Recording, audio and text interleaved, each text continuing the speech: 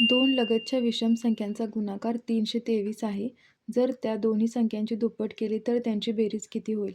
दोन लगतच्या विषम संख्या कोणत्या आहेत? एक्स आणि x+2. त्यांचा गुणाकार किती सांगितला आहे त्यांनी? 3 2 3. आता हे आज सॉल्व करूया पूर्ण ब्रॅकेटला. काय उत्तर होईल? x² + 2x - 3 2 3 = 0. आता 323चे असे अवयव पाडायचे, त्यांची बेरीज काय येईल? 2 येईल. म्हणजेच काय? -3 2 3. त्यांचे 17 आणि 19 असे दोन अवयव येतील. आता 19 आणि 17, तर मधल्या संख्येचं जे चिन्ह अधिक आहे ते मोठ्या संख्येला देऊया आणि आपलं यांचं मल्टिप्लिकेशन -323 यायला पाहिजे. म्हणजेच काय होणार आहे?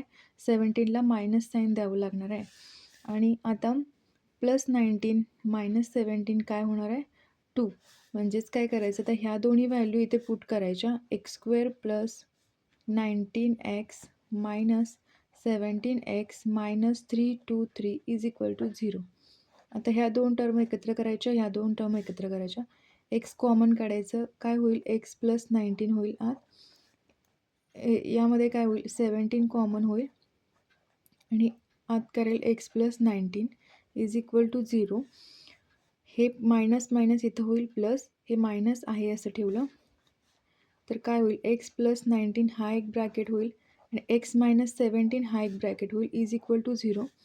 मग एक्सची व्हॅल्यू काय येईल? x + 19 = 0. x - 17 = 0. x काय येईल? -19 येईल. इथे x काय येईल?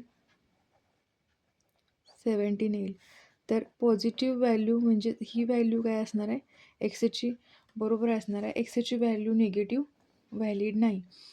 मग एक्सची व्हॅल्यू काय असेल? 17. आणि दुसरी विषम संख्या काय असेल? x+2 म्हणजेच काय? 19 असेल. आता दोन्ही संख्यांची दुप्पट केली तर त्यांची बेरीज किती होईल?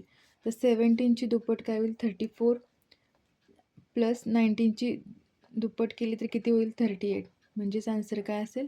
72.